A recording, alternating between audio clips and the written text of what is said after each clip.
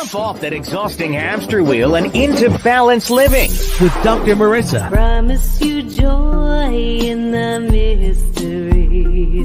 Dr. Marissa, also known as the Asian Oprah. Her mission, to be a beneficial presence on the planet. Her purpose, to be your personal advocate to live, laugh, love, learn. Her life motto, don't die wondering. Take back your life with Dr. Marissa Pay.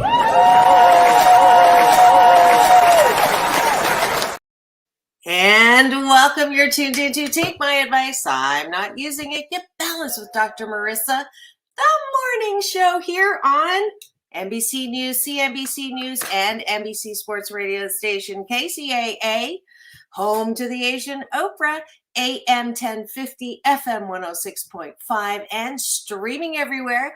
iHeartRadio, Spotify, Stitcher, iTunes, TuneIn, Audible, Amazon Music, Podchaser, JioSaavn, Rumble, Tiki Live, and broadcasting live from Canada. Today it's really nice and cold outside and warm inside, and I'm so delighted with technology that I'm able to say hello to you, find out how your holidays have been, how if you were naughty or nice with Santa, and also to talk about some ways in which we can leave our baggage behind.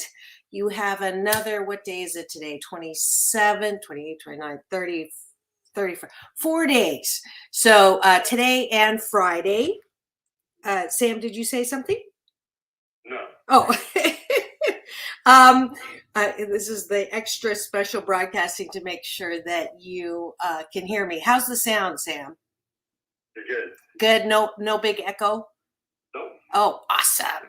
So no visible yet. My major mic and cameras, but I am grateful that I get to do this from Canada. Our home, former home and native land. Da, da, da, da. I remember that part. The rest of it probably not. But yes, I was born here, and I did leave some baggage here. And what I wanted to do this morning is help begin the preparation into the new year with the best possible new renewal, leave oversized baggage behind. So we're going to talk about that today. So if you know anybody who could probably use that advice for free, that I take 88% of the time, even though my name of the show is Take My Advice, I'm not using it, then please do share this, the YouTube channel, LinkedIn, and Facebook. But as usual, we can do this from Canada. Have breakfast with me. I have my coffee with eggnog this morning. So I will start with 8 specific things that I'm grateful for, the top of the bun, and then we'll move to what we appreciate about ourselves. I see the eyeballs rolling in. I can't identify you until you chat, so I look forward to seeing who you are and thanking you for tuning in today. So I am grateful that I am still healing my back that is up against a wall. I threw it out on the way here on a hotel bed, and I'm grateful that there's heat on my back right now, and followed by ice a little later, and the Salon Pass medical those patches that work really well. So that's 4 things around my back I'm grateful for. I'm grateful that I had a great Christmas day with my mom. You saw the photo that I popped up for today's show. I am in Canada to spend a couple of weeks. My mom was now at the palliative stage. She has Parkinson's, and when she is present, when she's not hallucinating, which is one of the side effects of the Parkinson's medication that we learned actually from my wonderful celebrating 9-year guest, Don Most, Ralph Malph from Happy Days, and his beautiful wife, Morgan. And we talked about the realities of Parkinson's because that is what she also has. So I understand more some of what my mom's going through. Obviously, I don't know exactly, but just trying to give her some love and warmth, and it's not easy. So I'm grateful that there are a lot of people taking care of their elders. It is it is something that you can, let's say, uh, to approve of yourself. It's like a never ending thing, and so I'm learning how to just uh, nourish myself in that space when I'm feeling, whoops, Sam, when I'm feeling a little bit fatigued by it. So I'm grateful for the self-care, which is the bottom of the bottom. So we went through 8 very quick, specific. Oh, and the beauty of the snow. I'm looking outside now. I've been posting some snow shots. I love how it looks, and I'm really glad that I made the decision to move to California because it's cold outside. And I appreciate knowing self-care. I appreciate knowing how to cut myself some slack. I appreciate that I am, let's see, I have a sense of humor. I also appreciate knowing that I can vent for 16 seconds to get stuff off my chest and off my mind. And 5, I appreciate that I know who I say a palm of friends who I can be real with, because I'm real with you on the air. But sometimes it's just better if you have something to vent about. The less you talk about it, the better. That's definitely one of the tools. Neglect is a great strategy for getting through something, because the more you talk about something you don't like, the bigger it gets, and then the more the universe will give you to say, oh, you like complaining? Here's some more things to complain about. So we're going to talk about the 21-day fast from complaining as well as a tool. One last appreciation. I appreciate that I love little kids and dogs. I appreciate that I know that they give unconditional love in a way that we can't. They're great role models. And if you've seen on my social doc balance on Instagram, and also Dr. Marissa everywhere else except Twitter, I am also leaving. I did my last post yesterday on there to have people join me on Instagram and Facebook until they get things sorted. And that is... I'll explain that later. But anyways, that's the end of our breakfast with Dr. Marissa. Thank you so much for being here and playing along, and starting the day with gratitude, ending the day before you go to sleep with appreciation. And that is a useful tool on making the day that's in between the best possible day ever. All right, take a breath. And release. Soft shoulders, soft elbows, soft knees. Another deep breath in. And releasing all the stories and the drama that was activating your body with the breath, and then your mind with the breath. This is the 3-breath technology. And one last deep breath in. And releasing, connecting with me through Chi, eternal energy, the breath of life that connects us all. No beginning, no end. And that is the 3rd breath that activates the energetic field, the spirit, the soul. I say the soul connects the spirit and the body. And just breathe is your number 1 tool as we make it in this transition stage. I love it that there's a little week between Christmas and New Year to sort of just chill from, if you're one of my overachievers that did everything to make everybody else happy over the Christmas holidays with all the food, and then time to sit and reflect before we enter the new year. So let's start with what do people carry into every single New Year's that may not help you be happy. And y'all know this is a show about hope and happiness. No gossip, no scandal, no K words, no Kardashian talk, no Kanye talk. And I do this on purpose because there's too many unhappy people out there. I'm on a happy 88 mission, 88 million more happy people in the next 8 years.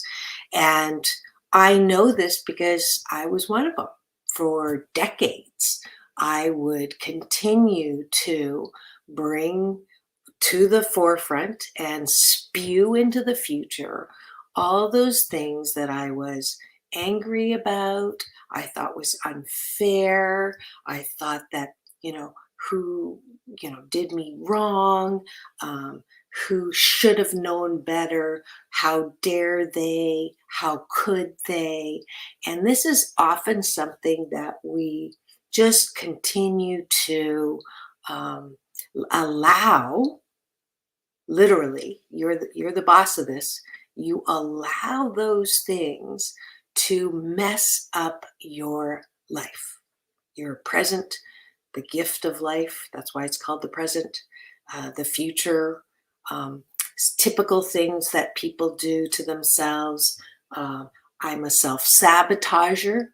So are you a person who, you start out with the best intention, the best goals? This year, I'm going to do this, this, and this. This year, my New Year's resolution is to lose 20 pounds, 30 pounds, quit smoking, quit drinking, quit wasting time with games on my phone. Guilty. Quit, being angry at my mom or dad or brother or sister. Quit, not doing things that I know I should do that are good for me. That being the definition of self-sabotage. Stop being so hard on myself. I don't know any person who doesn't have that voice that says, you're not all that, or, wait for the other shoe to drop, or I'm no harder on you than I am on myself. All of those critical voices, the critical BS belief systems that we continue to carry forward into the next year. And by the end of the year, we're not where we want to be. We defend where we are. Well, if you had a past like mine, you would be here too, or you would feel bad about yourself too, or you wouldn't be able to move forward, or it's not fair. They didn't have that and I did, or I didn't have the kind of family to help, get me that start, or I didn't have the kind of financial backing that you do, and life is not fair, and look at all the things that are wrong in the world, and the universe is not friendly because this happened and the pandemic happened and there's starving kids in Africa and people are dying of AIDS and people are dying of COVID. How can you go into the new year with anything? I don't want, I just, I survive. That's the best that I can do. Don't ask me to do anymore.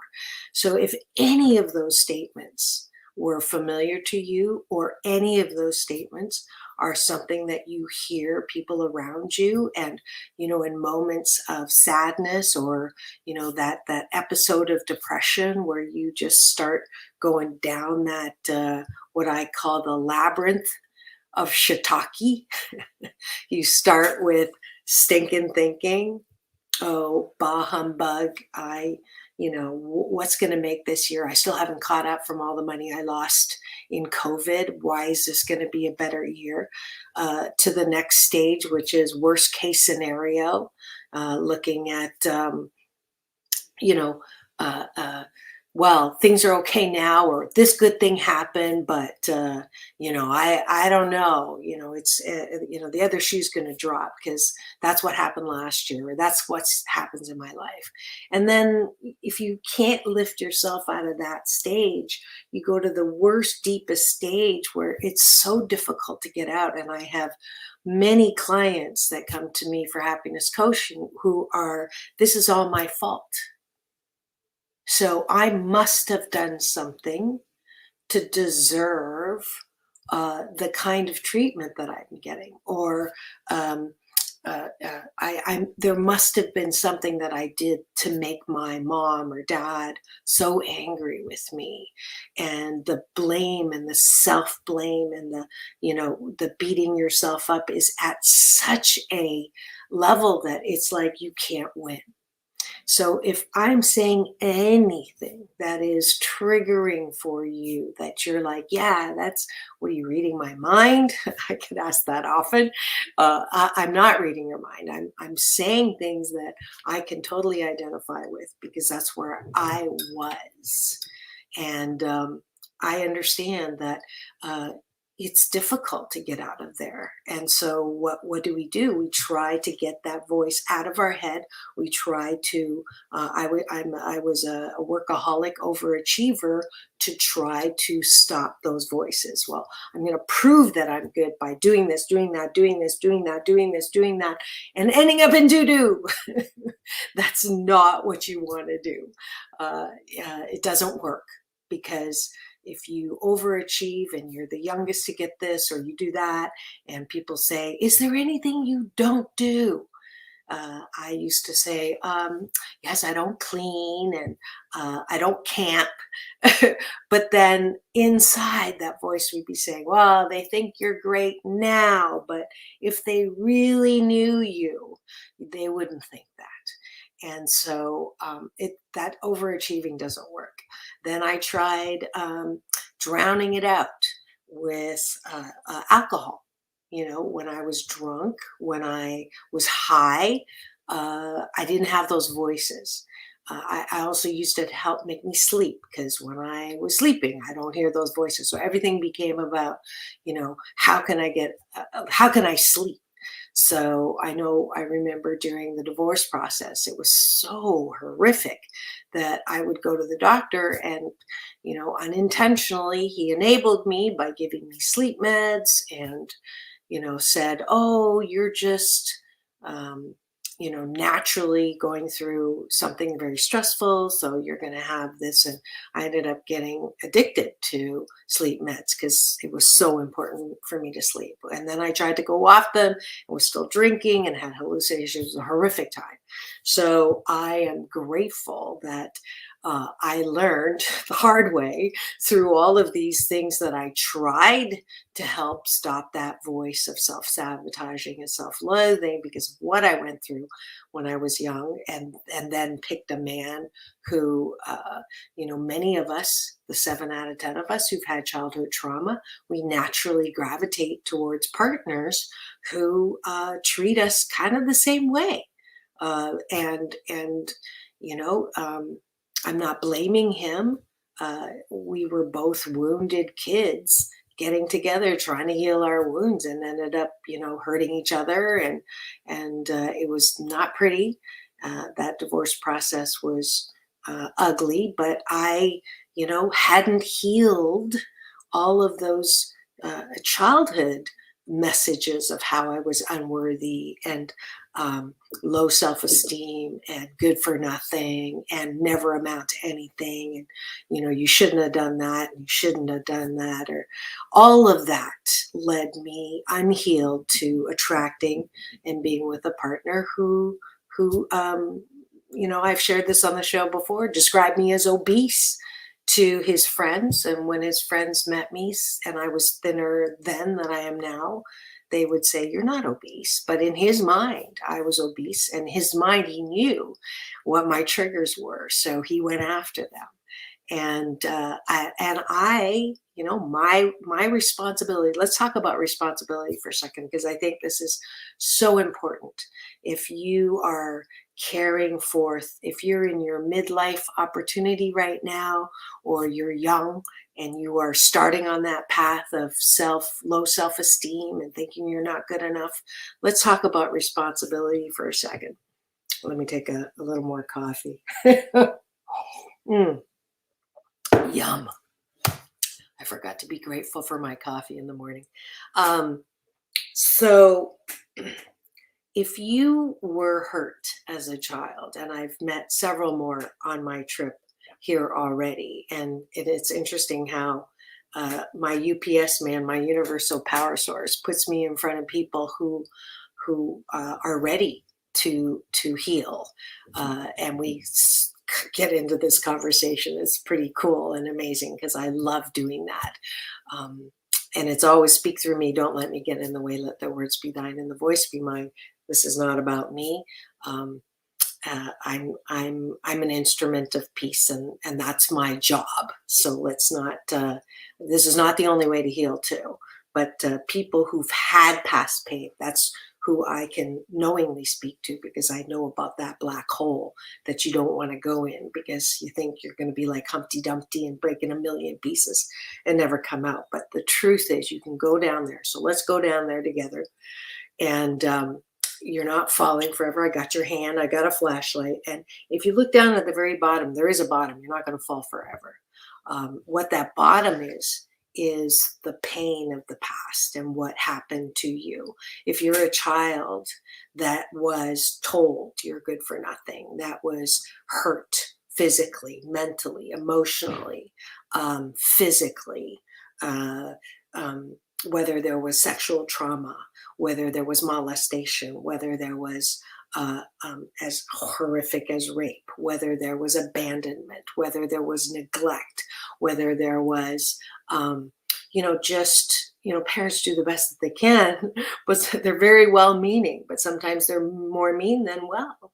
Whatever that was, many kids grow up asking themselves, there must have been something that I did to warrant that kind of hurt, to warrant that kind of punishment.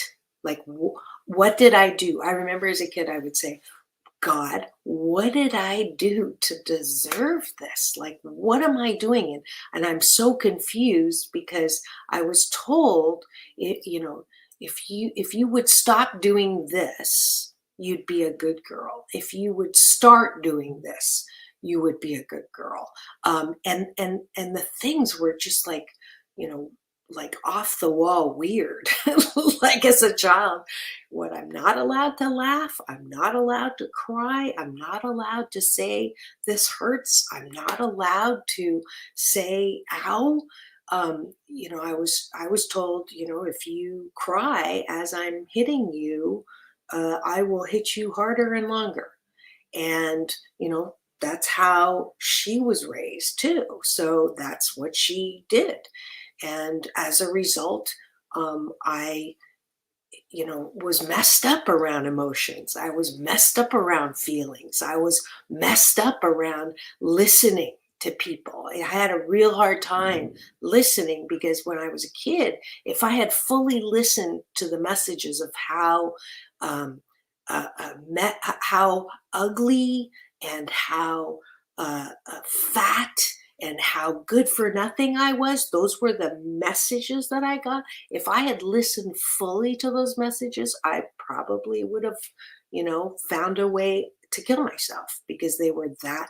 So I had to relearn how to listen, as an adult, because that was my coping mechanism. So if you had that childhood trauma, you probably have coping mechanisms of not fully feeling anything. Because if you felt fully what was happening to you, it would be dramatically traumatic.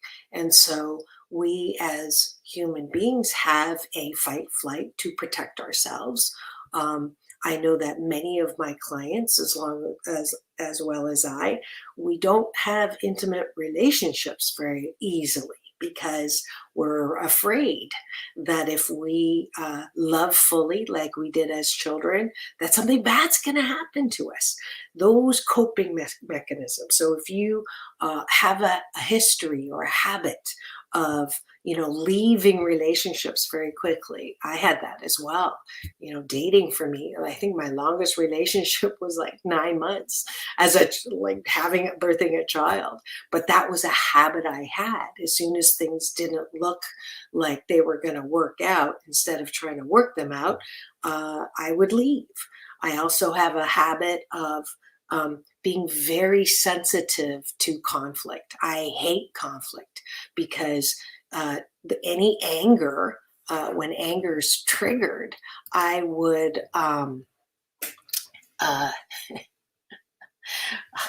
I just saw the comments here. Thank you for being part of the show. Hi, Liz. She likes my hair even on both sides. Well, I'm all about balance. So that's why I do this on purpose, just to be funny with imbalance. And then Capain Vasquez, I feel for some of us, we feel too much in anticipation of what the other people might want from us. Absolutely. Thank you for that. Yes, that's exactly what I'm talking about. Coping mechanisms that we are bringing into our new year that we may want to leave behind is the topic for today. And I'm talking specifically to those of us, the 7 out of 10. My honorable moniker, Oprah, says it's as high as 8 out of 10 of us come from homes with trauma. And so we have coping mechanisms that we sort of either unconsciously or consciously bring with us as we live our lives. So we've covered the ones to drown out the discomfort. So any eating, overachieving, drinking, drugs, anything to not be there, sleeping, holding on to depression because it gives us an out on a feeling. So you can take things to not feel.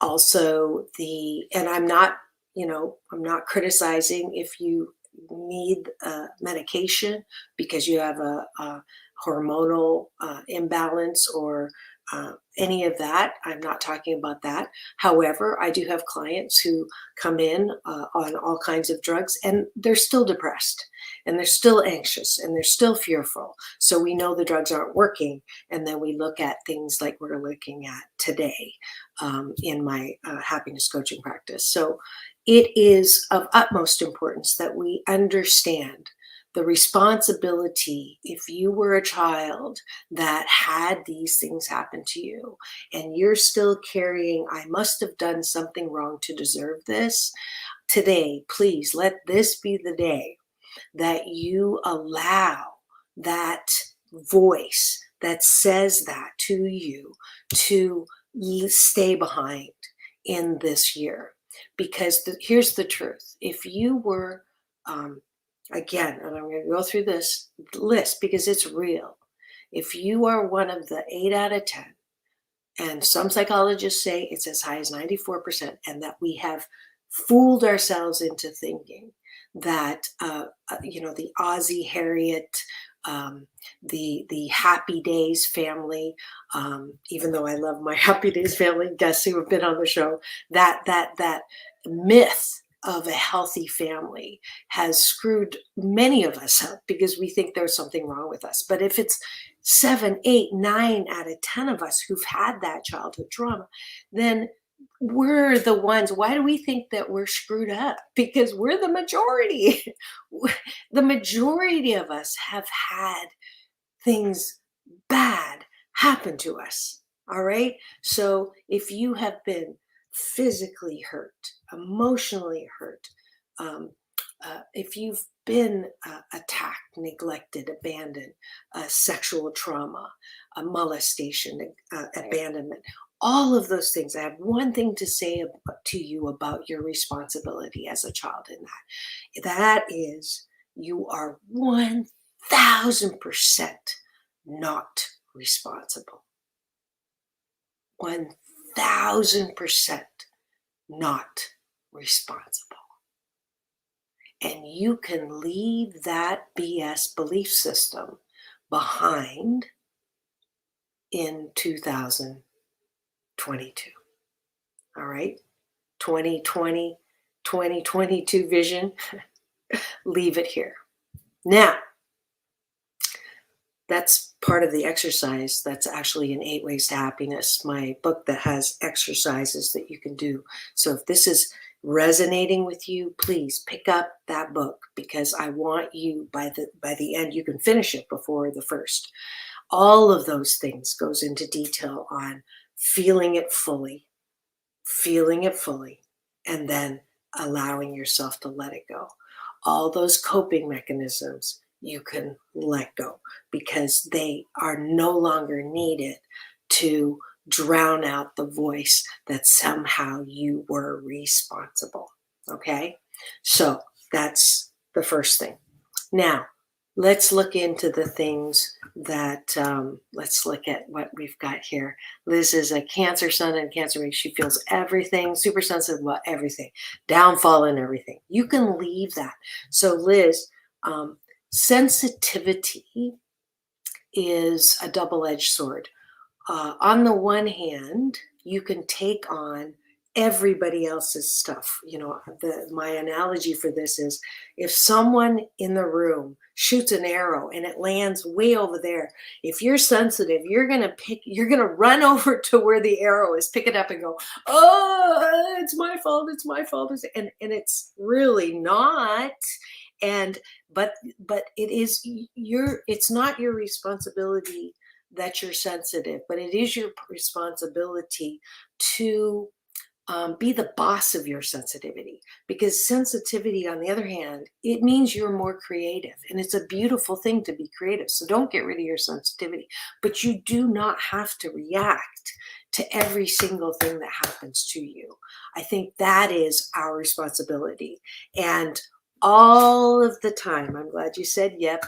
She's had it all with my sensitive self. And yes, so I'm going to take your yes, that you're going to leave the I can't help it, I'm sensitive, that in 2022. And I am the boss of my sensitivity in 2023. And the way that we do that, it's not easy. It's not a light switch. All those coping mechanisms that I told you about, it's not easy to let go of coping mechanisms because they've worked for us in some weird way. You know, not listening worked for me, like I told you, because if I had heard fully as a child being screamed at saying, dasani, which means I'm going to beat you to death. If I had fully heard that voice, I would be dead, because I would have taken that on. So the coping mechanisms, recognizing what worked for you as a child, let's applaud that and affirm and say, good job, little girl. You had good things that you developed in order for you to cope. But now you've brought all of that and it's not working anymore. It's kind of like a raft. So when you're a kid and you have white water rapids everywhere, you turn, something was a threat, something was going to hurt you. And so you built a raft, but now you're an adult and you're carrying that raft with you and it's super heavy and there's no water. There's never going to be that water again. No one will ever be able to do what they did to you as a child in the same way, unless you carry that BS belief system with you. So the coping mechanisms that are all in a raft, okay, it's this exercise that we're doing today is about cutting that raft, is about letting that raft stay in 2022 so that you can take responsibility. So if something happened as a child, let me be clear, no responsibility. shouldn't have happened, but it did happen. So either you choose to look at it as something that was done to you and you continue to carry on the victim, shouldn't have happened. How could they? You were so bad. I hate you. I will never talk to you. There's no good reason that you did that and you should die. Like that level of hatred, resentment, that's what I carried for decades. And then picked a man who who had the similar kinds of non-love, right? I did that because I was familiar with it. Now, no responsibility as a child, but as an adult, it is my responsibility to recognize and take responsibility for my coping devices. It is up to me to say, I picked them. That relation takes two. I picked a guy who I felt comfortable with, who hurt me in the same ways that I was hurt before. It's not their fault. I know he put glue on my car and did a whole bunch of stuff during the divorce process that was not nice. But really, if I'm going to heal from this, I cannot keep blaming the person that I'm in a relationship with that it is 100% their fault. Now, as a kid, I can't blame the person who it was 100%, but how is that helping me? If I continue to be angry at the people who hurt me as a child, then I take the responsibility of bringing that hurt into the future, into the present and into the future. This is my responsibility. I wasn't responsible for the pain inflicted on me, but I am responsible for how I take this pain into my constant present and future spewing. Abraham Hicks calls it spewing red dye into the future and then walking in it. And I see that red dye as, constant taking that arrow and stabbing myself over and over and over again. So that's the challenge. This is my, this transition period before we go into the new year, after a beautiful, wonderful, sweet season of joy with Christmas. This is the time. So if you are, let's see what we've got over here, Capone, sorry if I'm mispronouncing. What if someone objects to our sensitivity when we justly gotten upset about something? Okay, great question. I had the most problem with justified, righteous indignation, justified anger. So I would say, and still do, this is the hardest thing I have, when someone steps on my toe, I say, ouch. I was a people pleaser for many years, and so when someone would step on my toe, I would say, are you okay? Or I deserve that, which is so stupid, but it was a coping, people pleasing is a coping mechanism, again, of many of us who've had childhood trauma. So that's something you can also leave behind, where their happiness is more important than yours. So I would say, if I do something to you, then you have every right to be mad and treat me badly. But if I haven't done anything to you, I don't deserve your crap on me. I don't deserve your poop on me. Okay? So that's righteous indignation, right? If you do something to me, if you hurt me now as an adult, I have every right to get pissed off at you. I have every right to be angry with you. And that is absolutely true. However, if you're of a law of attraction believer, and I am, okay, I know that if I focus on something longer than 16 seconds, then more of what I'm focused on will grow bigger. So this is like the law of gravity. It's not a theory. It's like gravity. It works whether you believe it or not. And my biggest proof that law of attraction works is if I am thinking about buying a certain car and I go outside, all of a sudden I see that car. Now, did everybody get a memo saying, oh, Dr. Marissa is going to buy this car, let's all drive this car? No, it was always there, okay? It was always there. I just didn't see it. But what I focus on, I begin to see more of. So if you are pissed at someone and this is my formula, I will be pissed for 16 seconds because it's very important for me to feel my feelings fully. Now, Esther Hicks will probably not agree with that. In any amount of anger and irritation is not necessarily great. I believe that I need to feel fully, so I do 16. And I literally, when someone objects to our sensitivity and they say, you're being too sensitive, I will literally go to another room and jump up and down and stomp my feet. And if I have my pillow nearby, I will bite my pillow. I'll use, read between the lines, a whole bunch of these, and I will stomp. My clients in organizations, when I do executive coaching, they'll go into the stairwell, they'll pound on the steps, they'll see the person they're mad at on the step and stomp on their face, but literally no more than 16 seconds. Because if I continue to talk about what I'm pissed about, then it grows bigger. I usually do as 16 seconds is hard to get to when you spend 5 days venting. So the first time I do 2 people 2 times for 2 minutes. And that's my formula that I use in companies as an organizational psychologist. I allow for a vent partner 2 times 2 minutes, but you don't keep talking about it after that. And if you don't use your 2 minutes, there's no rollover. You have 2 minutes to just let it out. I am advanced because I believe that if I go over 16 seconds, I'm going to attract more. So you can get to that place of 16 seconds of venting.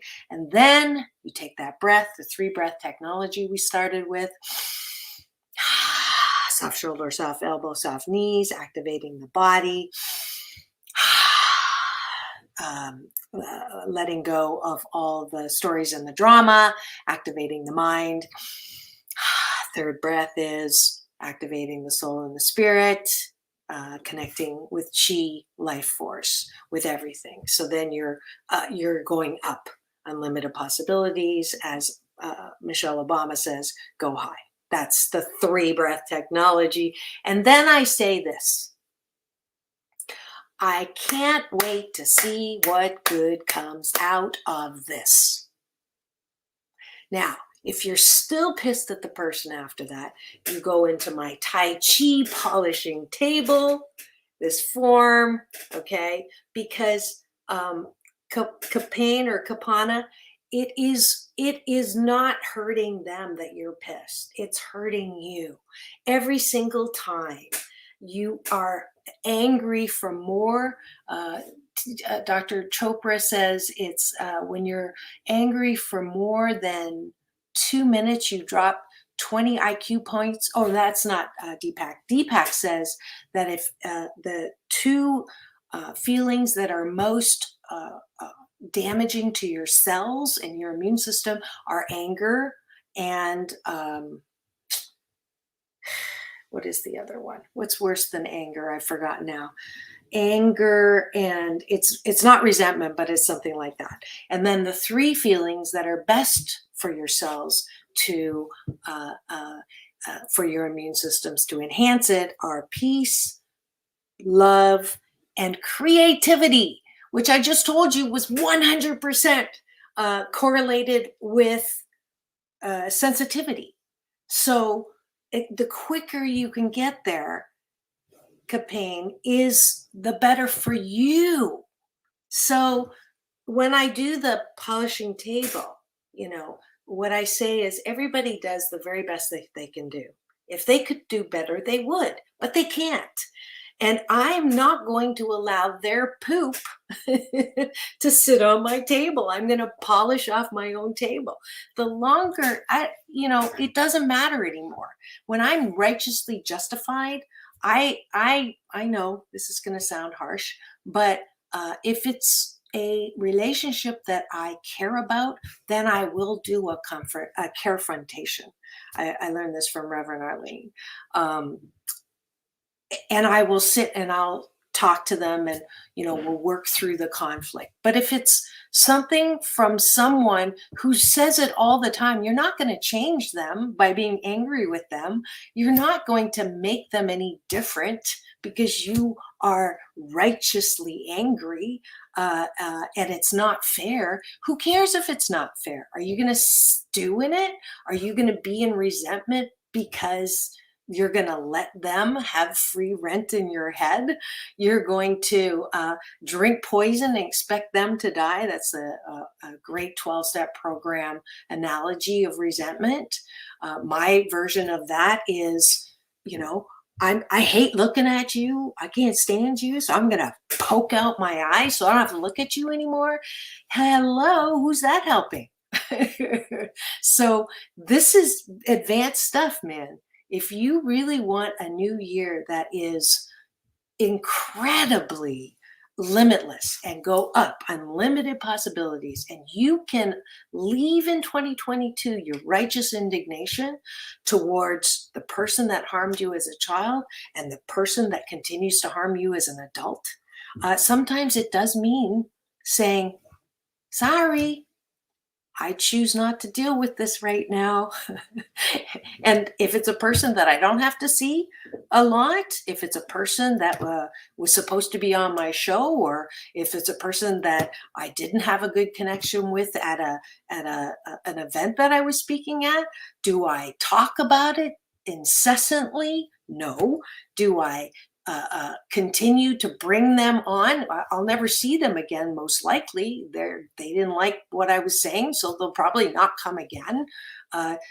When I'm speaking online and there's 99 compliments during COVID when I was still speaking and using technology, and one person who said something negative, am I going to point that out and give it more energy when there's 9 great things that were just being said about me? So this is the responsibility, folks, that I'm talking about. Do you have the power? Do you believe that you are strong enough to be more than that critical voice in your head or that critical voice outside of you? You have the ability to say, sorry, bye-bye. I love you from afar.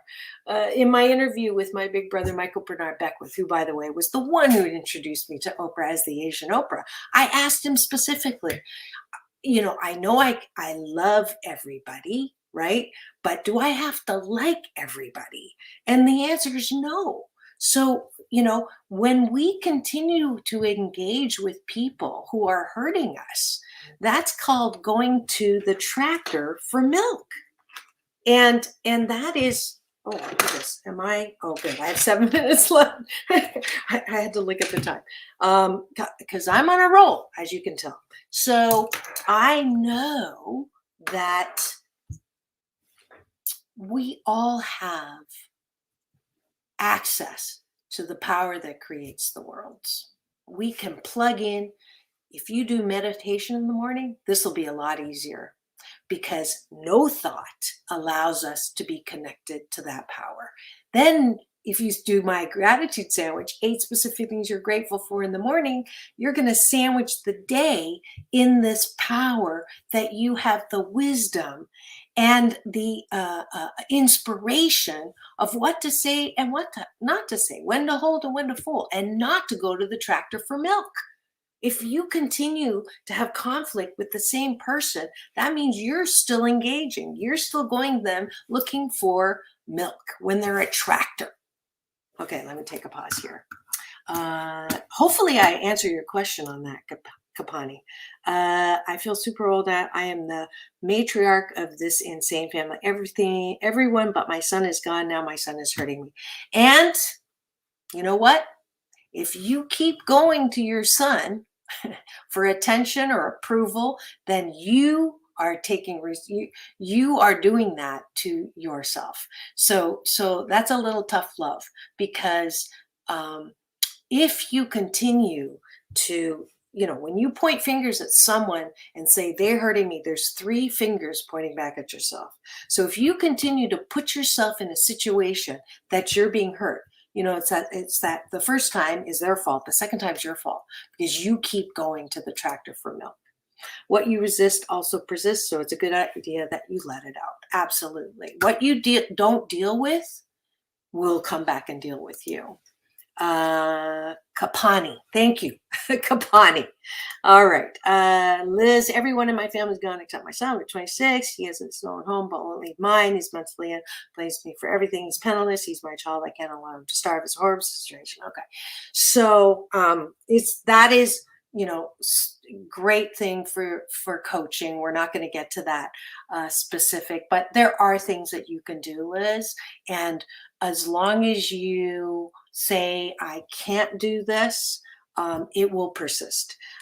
If you, okay, this is a good one for you. You have 10 sticks, and it sounds like 9 of those sticks suck. They're negative, right? All the people in your family, and then your son especially. You have one good stick, and that one good stick is you have a home, you go to Agape, you have a computer, you have a breath in you, you wake up in the morning, you probably have food in your fridge, you have a lot that you can focus on that is good. And you will be tempted to focus every time on something else. So I encourage you to quit talking about and focusing on all those things that are negative in your life and continue. Am I asking you to turn a blind eye? Yes, I am. Am I asking you to put your head in the sand? Yes, I am. For certain things, the best strategy is neglect. Yes, you feed him. Yes, you clothe him or whatever, but don't ask him how he's doing. Don't look for how he's suffering. Don't look for that. There are many resources that are available now for people who have mental illness. Thank goodness. So there are many things that you can do. You just have to focus on those things and not focus on the things that aren't working. So that would be my laser reaction to what you're saying. And Jaquetta, peace. Here's my winner from the host competition, round 2. And thank you for tuning in, Calvin, Magic Calvin. He's one of my mahjong buddies that we started playing as a result of the COVID. Thank you. Happy New Year. Better connections with people around us. Absolutely. But I'm still going to try to beat you in our next tournament. So I think I am ready to end this. Wonderful. Thanks so much. We had a lot of wonderful participation. I'm going to continue this on Friday along with a special number of guests. Actually, I'm continuing this tomorrow on my Real Women Talk series with author of Both Sides Now, Tracy. She's my co-star. Yeah, my co-star on first and third Wednesdays. She'll be on with me tomorrow. We will continue to talk about this topic, get her take on it. Thank you for tuning in. It is broadcasting, Dr. Marissa reporting live from Toronto, Ontario, Canada, wishing you the very best day ever. Also, if you would like to gift someone a free audiobook copy of 8 Ways to Happiness, it is my holiday gift to anyone that goes to drmarissa.life, goes to the subject line at the very scroll of the very bottom and put in the subject Happy 88, and I will get you an audiobook copy of 8 Ways to Happiness, thank goodness it went number one, forward by Dr. Michael Bernard Beckwith, so that you can do some of the exercises that I did today and continue the healing so you can be anew in 2023. That's it for now. This is Dr. Marissa reporting live from my brother's office in Toronto, Canada. It's all about balance. Peace in, peace out. World peace through, inner peace. Now go and have the best day ever. Sam. He's reading his book.